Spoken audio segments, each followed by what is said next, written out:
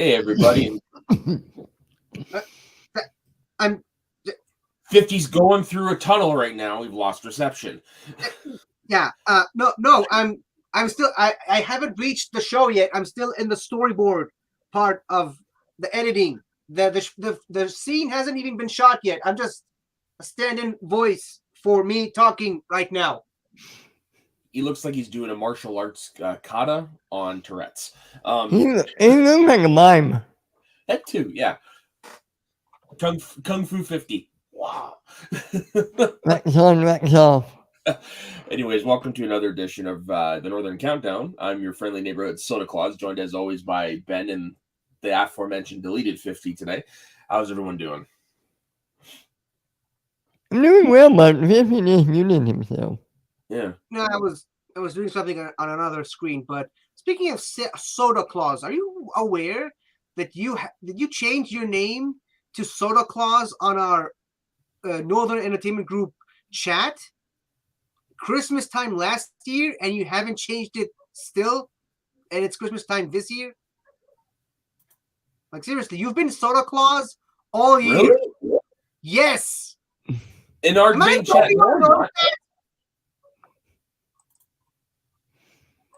no, I'm not. I just looked. Maybe you're thinking of another chat. Yeah, we're in a lot of chats together, my dude. No, the crew chat. Oh, yeah. We barely used that one, so of course I'm not going to change it. I'm just saying, you probably could have changed it after January. Just that's all I'm saying. Well, lest we forget what happened.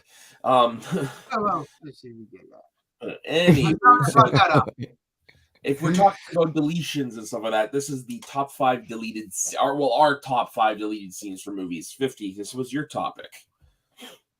Oh yeah, that's right. It was. I completely forgot. Sorry, it's been a tough couple of weeks. So hair raising, if you might say. Sorry, I had to.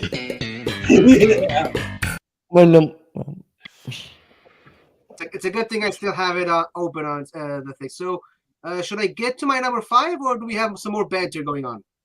No. If you want to hop into it, I just threw it to you to see why you chose the topic. But I mean, it's pretty straightforward. It's just a natural continuation of the last 2 topics. Yeah, sure. So my number 5 is for a movie that is not particularly beloved. No idea why, but I loved it. I watched the hell out of it as a little kid. And this one right here had to suffer for it. Had to suffer me watching that movie over and over and over again on repeat when I was a little kid. And I'm, of course, talking, if you know me, I am, of course, referring to The Lion King. The SpongeBob movie, yes. So a deleted scene from the SpongeBob movie, the first one, is just a scene that would not have made sense in the movie itself, but it's still a really cool scene to watch, and I loved seeing the storyboard for it on the DVD extras. It's the scene where SpongeBob and Patrick get out of the of Shell City with Neptune's crown, and they have to find their way back into Bikini Bottom to save Mr. Krabs. Now, in the original movie, obviously Shell City is on the beach. It's a gift shop on the beach, and they reach the beachfront, and out of nowhere, Adam Hasselhoff shows up. David Hasselhoff. The creepiest things I've ever seen. Why did I say Adam Hasselhoff? But yeah, David Hasselhoff shows up and gives them a lift. But in a deleted scene, they actually meet Sandy, the squirrel, who was barely even in the movie for some reason.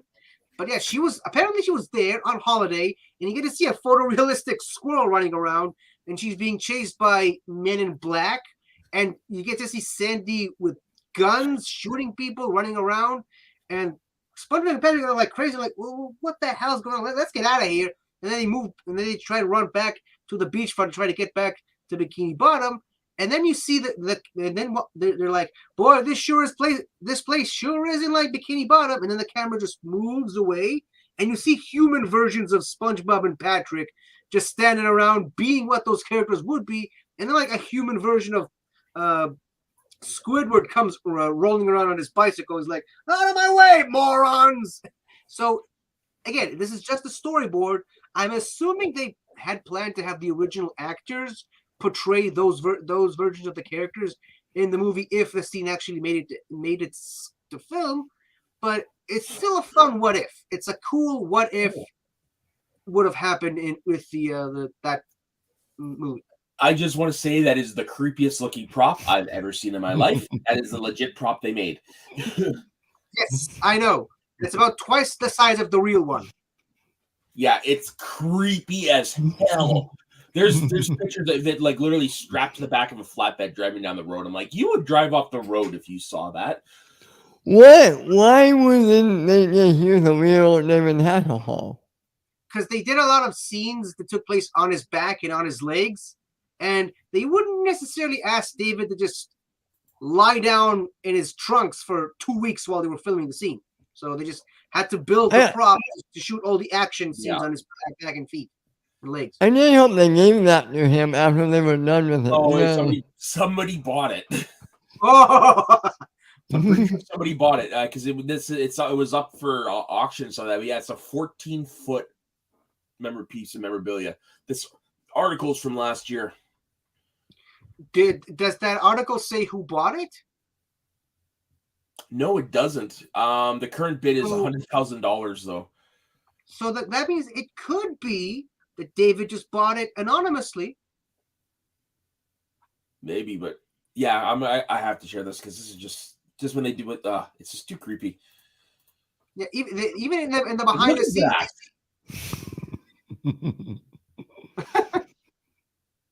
I guess that's the guy that bought it. No, this was an advertisement for the auction. No, okay, but yeah, like in the behind the scenes, even David was looking at it like that was freaky. Like, how do they make that? Yeah. It's things like that give me a fear of still life. Yeah. Ugh. Ben, it's still pretty impressive. Just creepy. Yeah. All right, so my turn. Yep. It's from the movie Superman Returns. It's a deleted scene from the beginning of the movie where you're talking about. Goes to the reason why he's gone from Earth is he's looking for new Krypton. So you see him in the spaceship actually looking for Krypton. It's a pretty cool scene. Yeah, I've seen it. I believe it's on the DVD, but you can easily find them on the interwebs because it was the original opening to the film. Right. Basically, we're just showing he was indeed flying looking for Krypton. But yeah, that is a scene I want to see. Maybe it'll improve the movie a little bit for me. I don't hate the movie. It's just not much happens in there. I would have loved to see the new Krypton stuff, which is how they opened the movie with. But whatever. Like I said, it's on YouTube. You can actually find it on YouTube. Yeah, we'll send it to you after. Right, so in the movie thing called. Hey, that was quick. All right, so mine is from Back to the Future Part 3. Ooh. Oh, I think I know it. I think I know which one. It's when I believe it's before the final face-off between Marty and Mad Dog. Mad Dog kills Sheriff. Nobody calls me Mad Dog. Yeah. Guess we got some Lily Livered gutter trash. Yeah, no, it's just a small deleted scene. Doesn't really change anything, but it just, for those wondering why the sheriff wasn't there when Buford got arrested at the end of the fight, it's because of this. Is because when he got confronted by the sheriff and the sheriff's son, Buford shot him dead. So that's why the deputy is the one that arrests him at the end of the movie.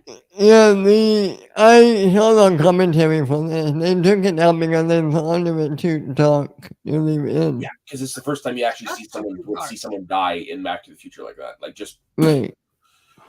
Yeah, and isn't the sheriff's son supposed to be like an ancestor of Strickland? Yeah.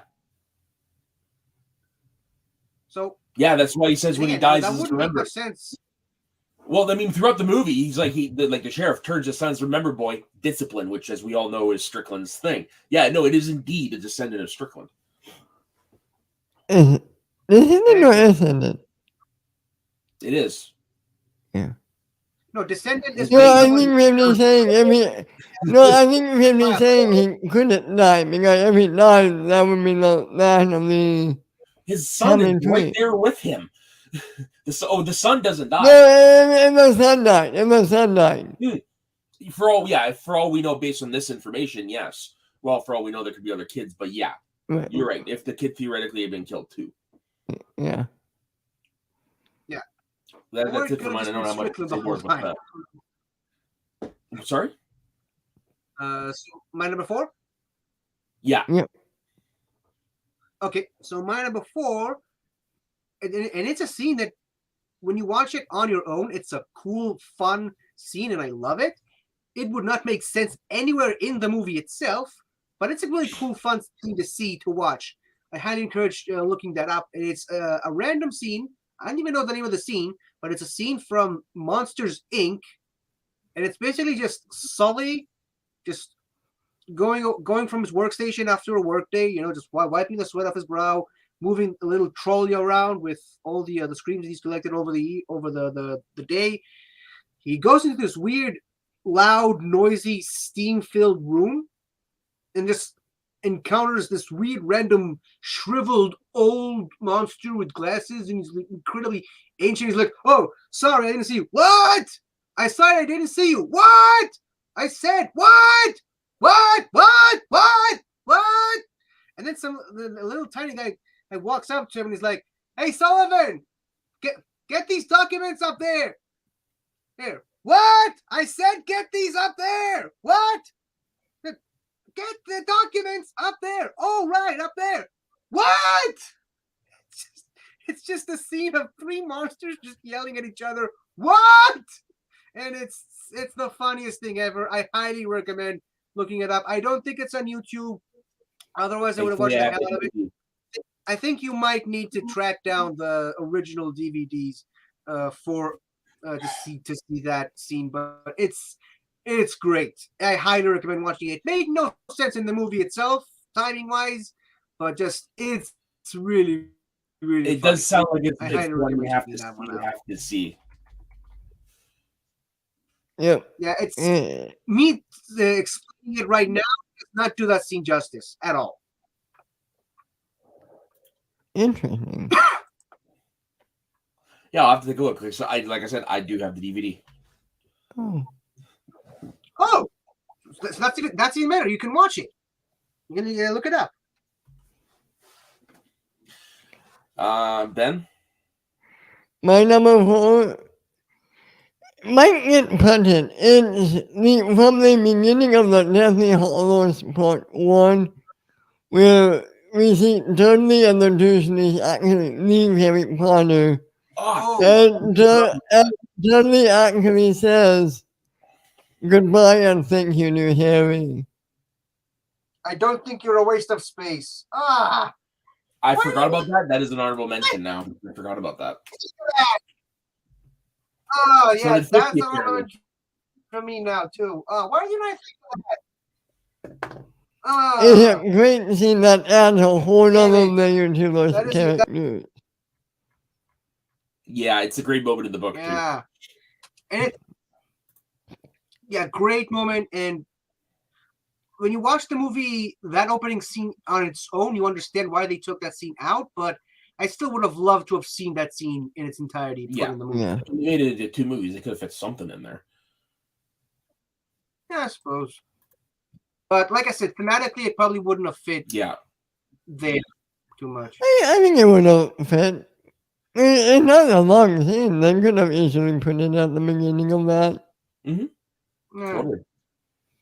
I mean, if they showed nobody erasing her parents' memory, they could have shown that as well. Yeah, I'm wrong. I mean, I think it would have slightly taken away from the impact of Hermione wiping her parents' memories clean of her. That's such a gut-wrenching moment that Yeah. needed some time to. Yes, maybe that's where you put the scene in to give a little bit of levity and a little bit of hope to the story. But Hermione's mom, played by none other than the matriarch of the Stark family from Game of Thrones. Yeah. Oh shit! Really? Yeah, I can't remember the I character's know name, but that. that's Catherine. Catherine, yeah. Catherine. Catherine Stark. Yeah, Yeah. Wow. yeah. There's a lot of crossover between Big Bridge franchises. Yeah. Hey, Taco. Knuckle. Okay, so Well, my number 4 is Guess what? Guess what? We mentioned Game of Thrones, and look who showed up. yeah. Yeah, I know. Speaking of which, go check out the episode over on Taco Show I did last time where we ranked the dragons from Game of Thrones. Surprisingly, kept it to an hour. So That's my why you didn't have me there. no kidding, eh? My number 4 is nothing more than a fan service deleted scene, but I had to include it. It's a deleted scene from the Wolverine, and it is when at the end of the movie, Wolverine is given That's a great one. brown and yellow colors. Oh, yeah, That's I a remember great one. that one. Yeah. Yeah, no, like I said, it's a scene that apparently there's no reason for it to be in the movie, but just that it exists is pretty freaking cool because it's the closest we'll ever see to probably the closest we'll ever see to Wolverine looking like the classic comic book. You know what? I wouldn't be surprised if we see something in Deadpool 3. That's Yeah, fair. that's the movie to see that thing in there. Yeah, you know that is fair. I didn't even think about that. And I honestly I wouldn't be surprised. Like we're gonna get Wolverine proper in the MCU at some point, so I wouldn't be surprised if they don't go directly to the comic book costumes, but pretty damn close. Right. It probably won't be the brown and yellow though. And it probably won't be somebody so short. Probably be somebody. Yes, I am. Caitlin Yeah. Stark Yeah. is a Muggle, none other She's a than Muggle. the mother of the most cleverest witch of Harry's year in Hogwarts.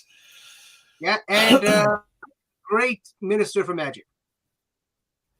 Yes. Okay.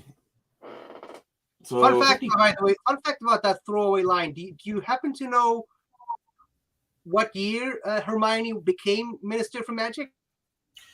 no, I know it's mentioned in The Cursed Child, but I don't remember. I'm going to get 2001. Oh, really? 2020. Right on. Yes. Wow. It's always wild to think that Harry Potter technically took place in the past when we were reading it as it was coming out. Yeah. You never mention it. It wasn't taking place in the past. It was taking place when the books came out, or rather when the first one came out, and then just stuff dragged on. No, isn't it like 10? Isn't the book take place like 10 years before it came out? Because it's the 90s, isn't it? Well, the first book came out in 91. Really? Yeah. When did you think it came out? 97? Hold on. Give me a second. Hold on. I'm not counting 50. He is a Harry Potter I expert. either, but I just thought for sure with a lot. 97, motherfucker. Okay, so Harry was born in 91. No. Yeah, Harry. that's what I thought. Okay, because I'm like, So he was born in 81 in the books. yeah, that's what I thought. Because I'm like, the books take place in the 90s. I was like, something's off about that. It's like, no, there's really no indication of when. I know those- that's when you find that out. You're like, holy shit, really? Okay. Because in the movies they made it look modern, right? Right. Because they didn't adapt the books in the period that the books came out. They adapted it when the movies happened. The madness. The madness of King 50. I like it. Well, I mean, yeah. I do tend to drive a lot of people mad. Whose turn was it? 50, you go. It's your turn. Is it my turn yet? Yeah. I just did the Wolverine colors. Yeah, well, speaking of Harry Potter, my number 3 is from Harry Potter and the Philosopher's Stone, oddly enough. Now, since this is my list, I decided to also include scenes that were deleted in the theatrical release, but were added later to the re-releases of the... I think this was added in the Blu-ray release. I don't think it was anywhere near the DVD releases when those came out, but it's on a newer version, and it's a scene in the Great Hall.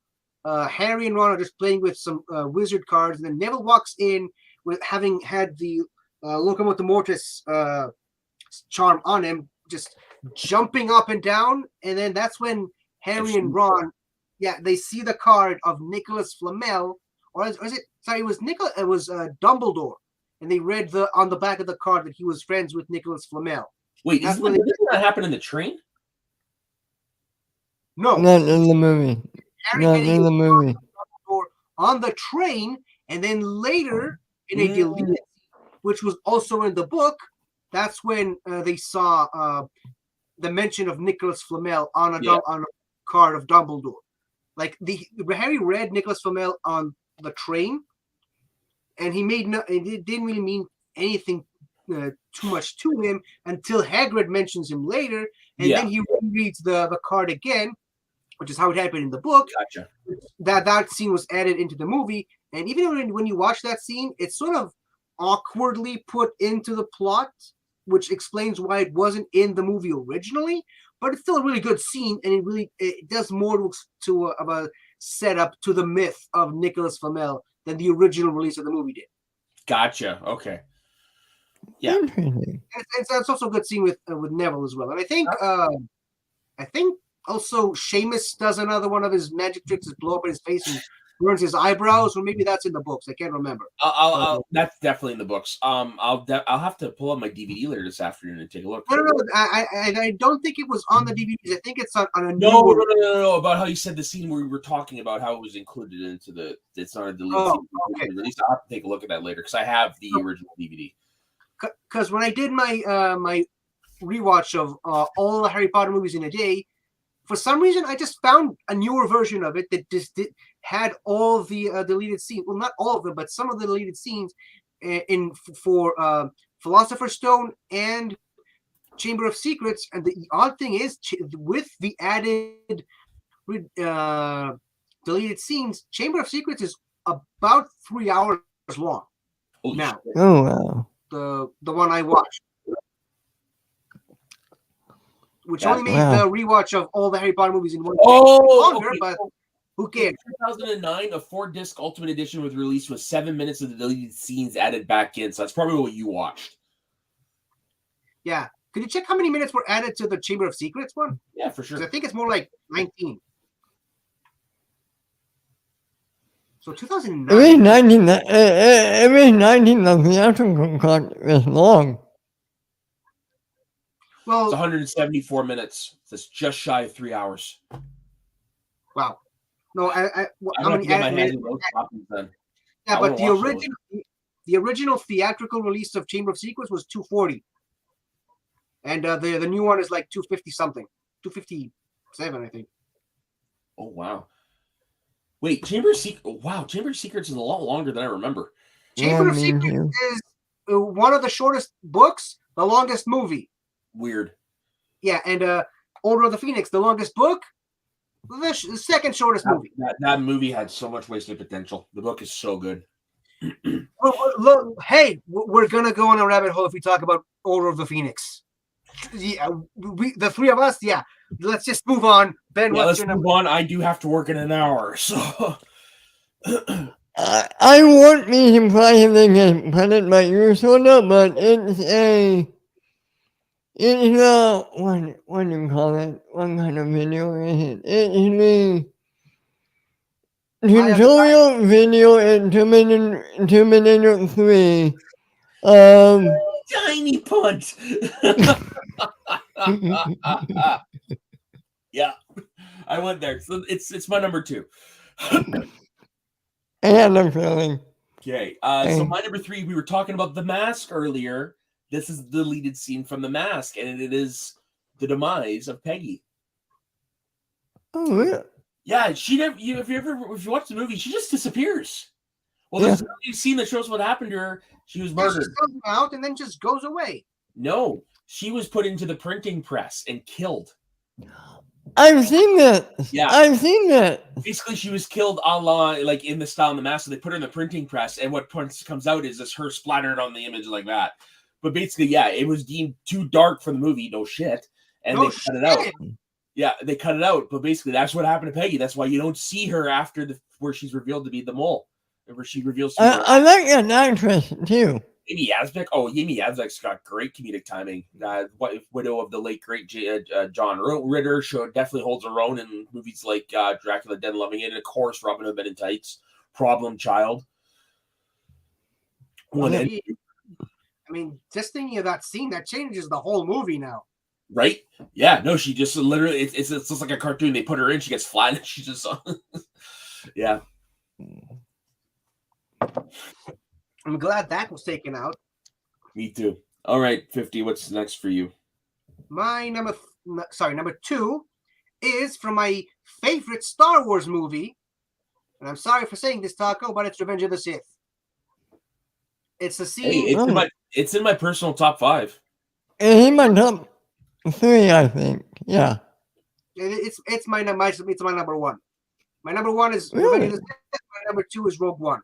But the scene in question, it's a cool scene. Some things with canon wouldn't make sense within the scene itself, but I understand why he at least considered putting it in the movie. And it's a scene from right at the very beginning on the Invisible Hand, which is the name of General Grievous's command ship, sorry. And it's a scene where Obi-Wan and Anakin are just walking through a corridor, and they meet Grievous before they meet him on the bridge in the original theatrical cut of the movie. And then they see Shakti lying on the floor. She tried to take the initiative and save the Chancellor herself, and then Grievous kills her in one of the most brutal ways possible. He just bends down, takes one of his lightsabers from his collection, puts it right behind her head, and ignites it through her neck, and then it turns it off, switches it back off again, and just lets her body fall. And then he sends like this tiny squad of battle droids and his Magna Guards after Obi-Wan and Anakin. And like there's a moment there where Obi-Wan and Anakin are just standing there sending signs to each other, and it's like Anakin is like, no, we already used that one. How about, yeah, I like that one. Let's go with that one. So it's sort of sending like baseball coded messages to each other. And the escape plan that they came up with was just force pushing all the droids away, pulling out their lightsabers, smacking them against the floor, and then spinning around, creating a hole in the ground for them to fall through, and then just run through a secret hidden corridor beneath the floor. With That all the sounds pretty badass. that is I highly recommend checking that out. Again, the death of Shakti would have changed a lot of things in canon, especially since in Legends she actually survived and went to Felucia. That's a whole other can of worms right there. But it does tie in with the animated Tartakovsky Clone Wars series, because in that series, it was Shakti who tried to save the Chancellor and she failed. Grievous practically snatched the Chancellor right underneath her nose and left her for dead, essentially. So that's what she would want to redeem herself. But it's not a great moment for Shakti, which is why I love that the scene wasn't in that the original theatrical cut of the movie. Plus, it would have changed a lot of the stuff. That the bridge was when Obi-Wan and Anakin met Grievous for the first time. Well, the first time in the movie. It was first time officially for Anakin, but it would have changed a lot of things for the movie. That's why I'm glad that it wasn't in there, but it's a really cool looking scene. I highly recommend checking that one out. Yeah, there's a lot of deleted scenes for that movie. I think it pushes it to like almost 4 hours if you were to put them all in that movie. It's insane. All right, Dan. The might get put in. It's also from a Star Wars movie. It's from Return of the Jedi. You see Luke building his new lightsaber. So can I say I've actually never seen this deleted scene? Really? I've never seen this scene. I know about it. I've never seen it. It's amazing. I don't want to say it's amazing. It's a cool short scene that he's on Tatooine, and you see him building a lightsaber. I think right before you see him, I think Vader tried to communicate with him. I can't remember exactly. It's been a minute. Luke. That's more or less what he does in the scene. Yeah. Luke. What, Father? What? So because it's a deleted scene, we should be able to easily replay it. Yeah. So I hope hold so. on a second. If you can find it, play it. I did. I have it right now. The reason I'm glad it wasn't in the movie is that it takes away from the reveal of the lightsaber that it It's comes fair. out. Which is Uh, which is fair. So this is a 2-minute thing with some Vader attached to it. I can find new ways to motivate them. I tell you, this station will be operational as planned. The Emperor does not share your optimistic appraisal of the situation. But he asks the impossible. I need more men. Then perhaps you can tell him when he arrives. The Emperor's coming here? That is correct, Commander.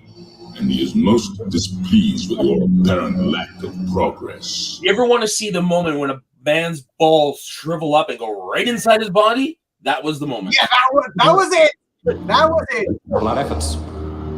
I hope so, Commander, for your sake. The Emperor is not as forgiving as I am.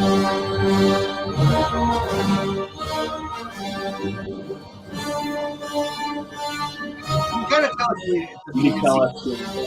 all of the lighting here.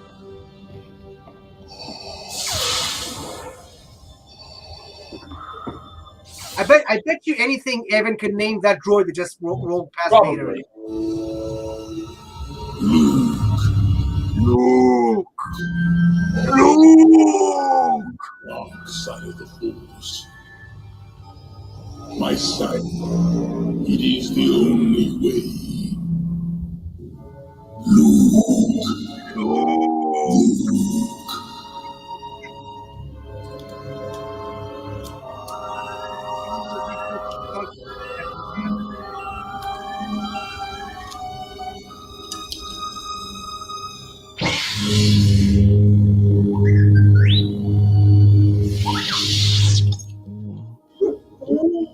Now, Forsaken place this is. Why couldn't that bounty hunter have taken Captain Solo to a more pleasant environment?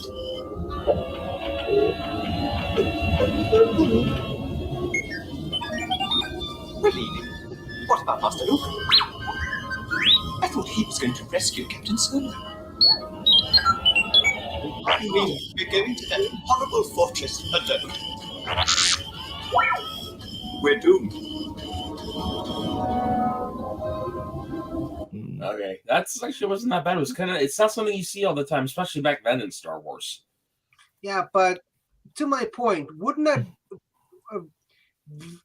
have taken away from the reveal Yeah. of the lightsaber later? Definitely. Totally. Oh, totally. Now, forgive me, I might be wrong, but was that before a Kyber crystal whistle thing? That I don't know. I'm pretty sure kyber crystals were introduced like a year after A New Hope in a book Okay. called Yeah. Splinter of the Mind's Eye, but I'm pretty sure Taco knows better than me. So, and it was spelled differently, by the way, kyber crystals back then. But what do I know? Alright, so now you want to do your number 2? Yeah. So my number 2. Oh, is the from earlier? It's from T3. Basically, it's a small scene that just shows the origin of the Terminator model being built, and it just shows where the Arnold Schwarzenegger voice comes from. So you have the You want to, don't say it, you want to just play it? yeah. This one I have to play. It's so insane. It's so insane. So you said T3, not T2? Yeah, T3. Yes. Oh, sorry, my bad. I thought it was T2. I was like, I don't remember that scene in the movie. This is great. So this is basically explains the origin of where the Terminator gets the voice. And look. CRS, Cyber Research Systems, present a preview of our upcoming product line. Say hello to the Soldier of Tomorrow, the T1 Battlefield Robot, a fully autonomous ground defensive system. And in the air, the Hunter Killer Aerial Weapons Platform. This isn't science fiction, it's reality. thanks to our top secret innovation, Skynet, the revolutionary artificially intelligent battlefield management network. From intercontinental missiles to the individual soldier in the field, Skynet is able to control. Sorry I'm late, gentlemen. Just about started, Bob. Take a seat. It's okay. Proceed. Great leaders aren't born, they're made. Right here with the technology developed at CRS. You do know the patents were obtained from a private vendor, Cyberdyne? Cyberdyne? It's ancient history. Using designs generated by Skynet, we need no longer risk the well-being of our men and women in uniform. Robots will take their place on the front lines. Hi, I'm Chief Master Sergeant William Candy. I was honored to save American lives. Oh, that's the kicker. I don't That's the know kicker. about that accent. We can fix it. We can fix it. Within our power to make war safe. And that is truly priceless. CRS brings you the face of the future. Ooh, it's me. Ridiculous.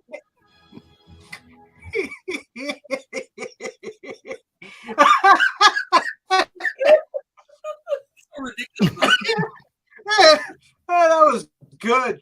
That was good.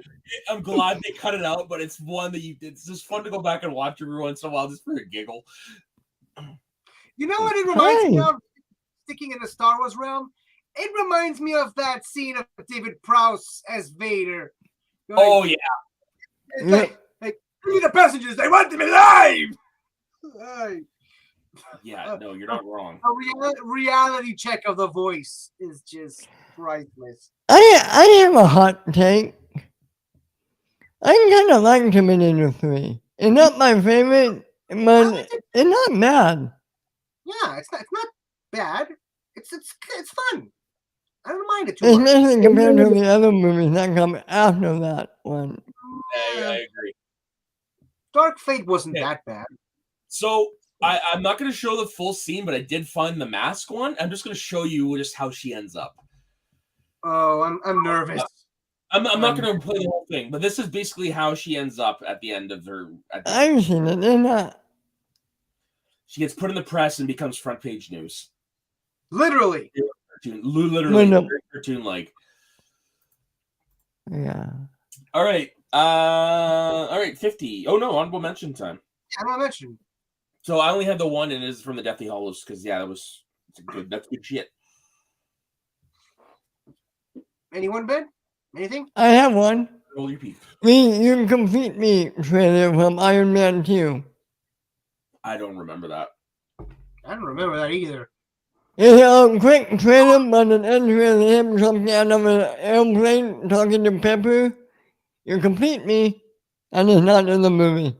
Oh, gotcha. Yeah, there's a lot of deleted stuff from the Yeah. trailers. What about you, 50? Do you have any honorable mentions? I originally had 2, but now it's 3 because of the Deathly Hollows one that Ben mentioned. But that's another one from Revenge of the Sith. It's just a tiny, quick scene of just Yoda flying to Dagobah and seeing the house that nice. he live in for 19 years, essentially 20 years ish. But and if you actually there's on the DVD there's like George Lucas explaining that the reason he cut that scene out, and I think one of the execs really wanted that scene in there, and he begged George to keep it in there, and George said no because he wanted to focus on the children. He wanted the final moments of the movie to be about the children, not Yoda. And the other one is another one of those things that were later added to the Harry Potter, the first 2 Harry Potter movies. It's from Chamber of Secrets, and it's a little scene where Harry is just sitting in the Gryffindor common room with Tom Riddle's diary, going cover to cover, flipping through the empty pages, and just being frustrated. And then there's this other female ghost sitting there, just minding her own business, flipping through some pages of an old book, humming to herself. And Harry just looks at her and goes, "Do you mind?" And she's like, "Ugh." She gets up, walks through the table, and just walks away. And first of all, rude, Harry, but also she could have helped you, If you actually, just, but still, it's a funny moment. It adds nothing to the movie. It's not really a cool thing to see there, though. It's kind of funny. It makes Harry Potter look like a prick. But she can be the way they depicted him in some of the stuff. Yeah, it does. Yeah, some of the stuff in the movie just. Why is some of the stuff in the movies is like what? Which one? I said especially in the sixth one. Yeah, but I think the biggest moment of like why am I even rooting for this guy is when he snatches Neville's lollipop when he's with the invisibility cloak. Like, dude, what the hell? It's to Neville. You could do that to literally anybody else, but to Neville. Remember, he's James's son after all. Hey, what? He's James's son after all. Yeah, he's James's son, the guy who protects the weak and stands up for those who can't stand up for themselves, like Neville at this point in the story. Who's also the guy that used magic to string Snape up by his ankles when they were kids. So I mean, it's not out. That's what I'm saying. If he'd have done that to anyone from Slytherin or anyone he didn't. Yeah. If he'd done that to the motherfucking Zachariah Smith, that makes sense. If he'd done that to anybody else, Seamus. Character from one of the later books and movies. He's a real piece of shit. Yeah, he's a pain in the ass. Like, what's the name of the guy from the sixth one? Cormac McLagan. Yeah, he'd have done it to this douche. Fine, but Neville, seriously. Like when you really think about it, if Harry is that generation's James Potter, and Malfoy is that generation's Snape, and Ron is basically that generation's Sirius, and Hermione is basically Lily. When you think about it, Neville is kind of Peter Pettigrew, except he turned out good. Yeah. I'm going to say Neville is kind of like Lupin. No, I think the better comparison. I think it's a mixture of both because Peter Pettigrew was the weakling of the group. He was the meekest, which is what Neville is. But I mean, he also does have heart. So it's like you hit meekest. I understood that reference. Did I? I don't think he understood the reference that you got. No, I don't even think I did. No, sorry. You hit meekest. What do you mean you weren't? Yeah, I missed it when you originally made it. No, you said it. Fuck. I don't remember. Yeah. I know it happens. I say things I literally don't remember saying them, and even if they happen like 2 seconds before. Okay. All right. It was a slip of the tongue. That's all that was. All right. 50. You're number one. So my number one comes, surprise, surprise, from the greatest movie ever made, The Lion King, which, ironically, it is not a good scene. It's a good thing they removed it. It's a good thing they took it out. What? Morning Report? No, I would not say anything positive about that scene. It would never be on my top 5 positive list. I hate that scene so much, but that scene actually was in the movie at some point or another. I'm talking about a scene that was not in the movie, and I'm glad that it didn't, but there's some interesting things in there, and it's a scene which was, I believe, replaced with the scene of Zazu in the little prison cell when the hyenas come about. That's that scene? Yeah, there they are standing in a row. So the original intention for that scene, Zazu was free, flopping around, flying around, and having a conversation with Scar about legacy and why he's not respected and revered as much as his brother was when he was alive. And that is when Scar gets the wonderful idea of having offspring, which, ironically, that's how you get Kovu in the second movie. But who does he think to go for? What was his first? What? I know this. I do know this now. I know where you're going with this. Yeah, and the first lioness that walks into his cave was Nala. She young enough to be his own daughter, and he basically tries to come on to her. Like, it's basically a rape scene, essentially. But Nala, being the badass that she was, slaps him in the face and walks away. Which then obviously then leads to another number of the another performance of the Be Prepared song with the hyenas, with a verse that was never used in the movie itself. So I would have loved to have heard that version of the song in the movie at some point, but that basically leads into why Nala left. And there's a cool scene of just her with the hyenas are dancing around on Pride Rock, while all the lionesses are standing there terrified. Nala slips away, runs, and you just see Scar's eyes splattered across the skies behind her. And that is how Nala eventually finds her way into Timon and Pumbaa. And obviously in the live action version, it was replaced with that scene of her running away and Zazu distracting Scar while he's taking a drink and nonsense. But yeah, apparently at some point, the Disney writers thought it was a good idea to have a pseudo raping scene in the greatest movie ever made. Well, Yeah, not good. Yeah. If they left it in, would it still be the greatest movie ever made? Do you 50? It would still be The Lion King. It would still be the greatest movie ever made, but it would be awkward.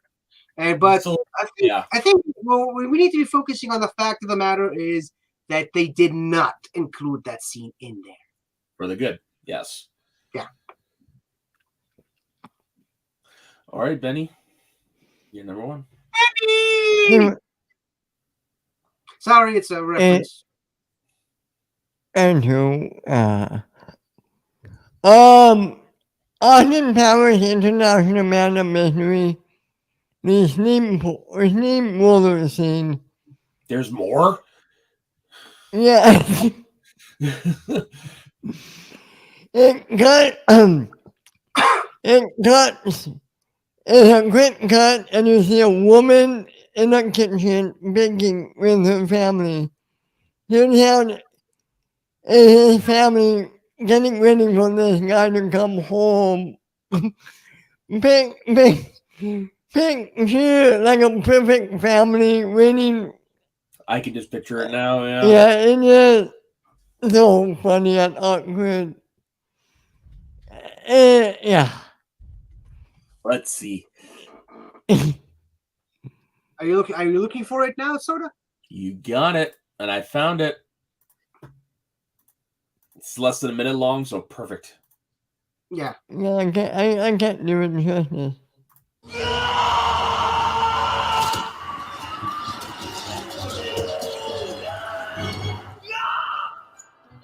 Nice transition.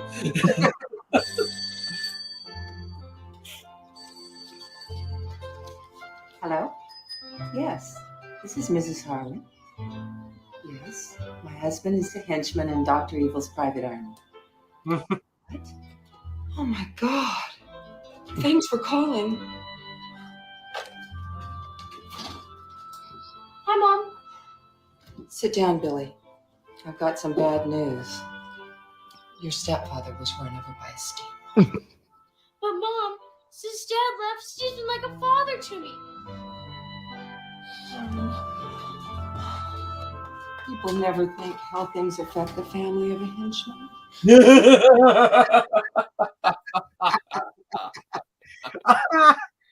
Oh wow! It's funny. I'm glad it wasn't in the movie though. Yeah, it would have really just stopped the movie right there, but it was still pretty funny. Yeah. Oh, Austin Powers had a lot of those deleted scenes, man. yeah. Well, yeah. Yeah. That's the thing about comedies. There's just so many ideas that just don't make it. There's one in Spy Who Shagged Me that's in the ending credits. Felicity and Austin are in bed, and then all of a sudden another Austin comes in. Oh yes, I have seen it. Yeah. And Austin from the It's like a menage a me or whatever. Is what yeah. Okay, so my number one, I actually just changed it because I had a brain fart. So my original number one, I'm putting it down to my honorable mentions, and it is a deleted scene where you actually see Jaws, the shark, kill someone. Yep, they took it out of the movie, which I'm glad they did. It would have definitely added some more stakes in a way, but it would have changed the movie not for the better, in my opinion. But this one is another alternate ending, and it is the original ending to Titanic. Shut up, Ben. Let me guess. Everyone survives at the end, right? You can actually watch this on the DVD, and you can watch it online. But during the first assembly cut, sorry. Let me guess. The lead scene at the end of the Titanic was they landed in New York in the 80s, and the Ghostbusters showed up, right? Yeah, better late than never. No, okay, so during the first assembly cut, Cameron altered the planned ending, which had given resolution to Brock Lovett's story. In the original version of the ending, Brock and Lizzie see the elderly Rose at the stern of the boat and fear she is going to commit suicide. Rose then reveals that she had the Heart of the Ocean diamond all along, but never sold it in order to live on her own without Cal's money. She tells Brock that life is priceless and throws the diamond into the ocean after allowing him to hold it. After accepting that treasure is worthless, Brock laughs at his stupidity. Then Rose goes back to her cabin to sleep, whereupon the film ends in the exact same way as the movie. So basically, they just took all that out and they left it as ambiguous as possible. It was just the audience's imagination is what dictates how the movie ends. So I do enjoy watching it. Like, it's a fully fledged scene with the effects and everything. Like, it was done. But I'm glad it was like ready to go, and then they changed it last. Yeah.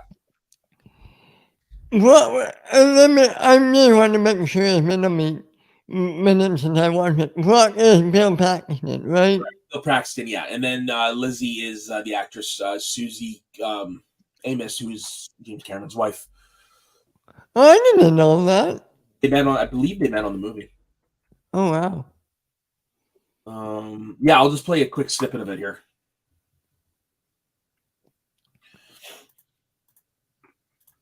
I might not have seen it. It's possible.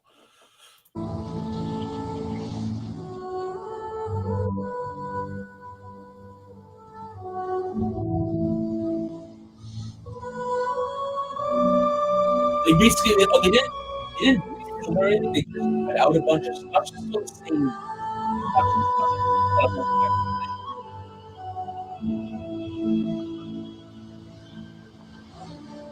Oh, that's a long scene. That's 4.5 minutes. Yeah, that's why I'm fast forwarding to this part. Where it's the part of the movie, but this is the ad to newer.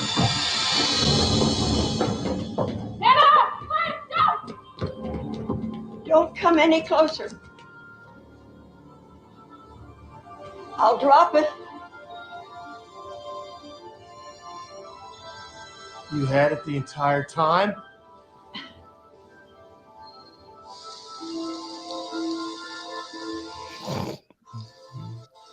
The hardest part about being so poor was being so rich. But every time I thought about selling it, I thought of Cal. And somehow I made it without his help. Holy shit. Look, Rose, I don't know what to say to a woman who tries to jump off the Titanic when it's not sinking and then jumps back on when it is. I'm not dealing with logic here, I know that, but please, think about this for a second. Oh, I've thought about this for years. And I've come all the way here to put it back where it belongs. Wait. Just let me hold it in my hand. Please. Just once. Yeah. I miss Paxton. Too.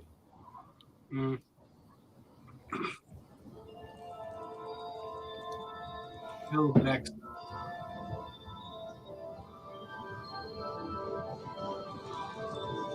My God. You look for treasure in the wrong place, Mr. Lovett. Only life is priceless. And making each day count.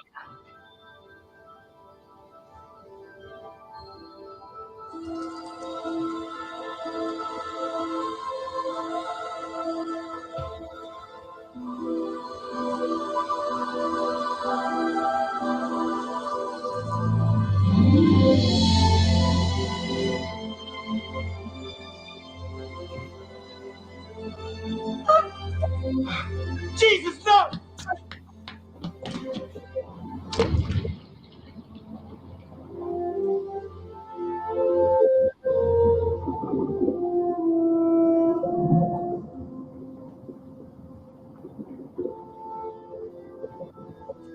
That really sucks, lady.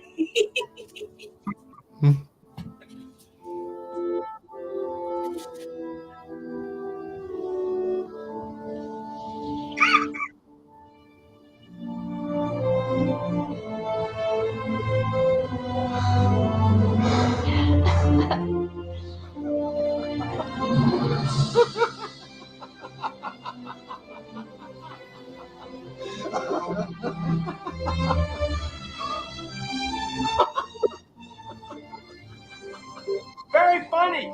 That's just great. Meanwhile, I'm gonna call my wife and tell her. Would you like to dance? And then it continues to what we know in the movie. Now, what I like about it is it is a great scene. Don't get me wrong, but the way it's presented in the film itself, you get everything from the scene without all the exposition.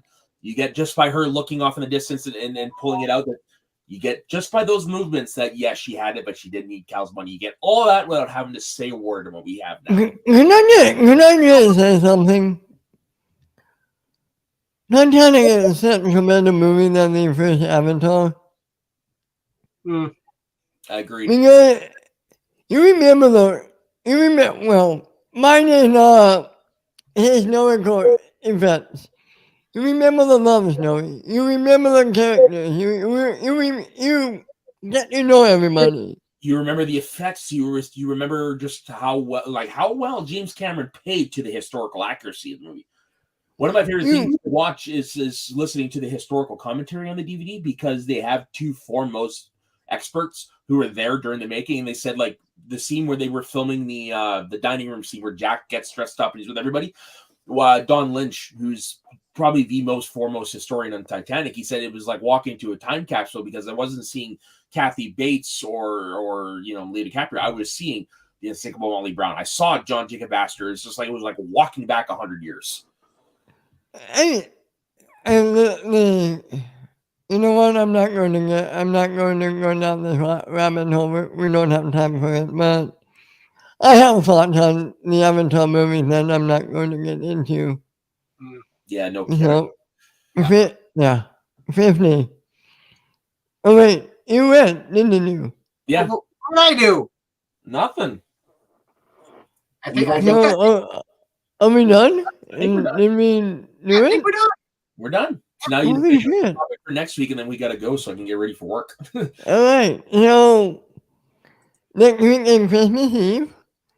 So I thought, fuck it, holiday movies and specials. All right. Now we talked about movies before, but I'm adding the specials because there's a new one that I want to add. Yeah, I agree. It was a good one. And what do you mean by specials exactly? Well, I'll give out an example that's not going to be on anyone's list. Think Star Wars Holiday Special. That's what he means. Oh, well, you're right. That's not going to be on anybody's list, but I see what you're getting at. Yeah. Yeah. So not like episodes of a television show that happen to be holiday specials.